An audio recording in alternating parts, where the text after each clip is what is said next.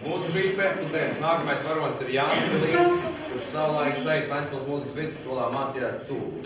Un apgūdams savu pedagogu un toreizējos tikumus, gāja uz priekšu un sāka komponēt pats.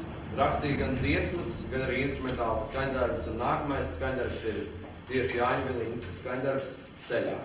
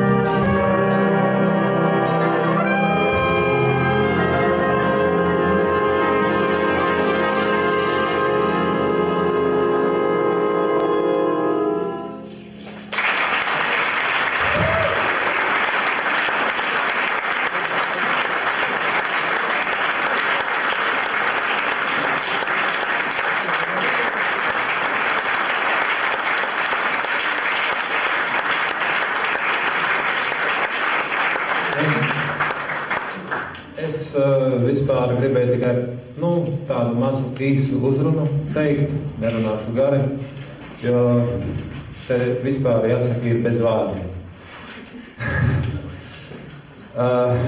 Ziedoni, es atļaušos tev uzrunāt uz tu, pat cik tu biji mans pedagogs, tad man tev tā jālūdz tāda atļauja.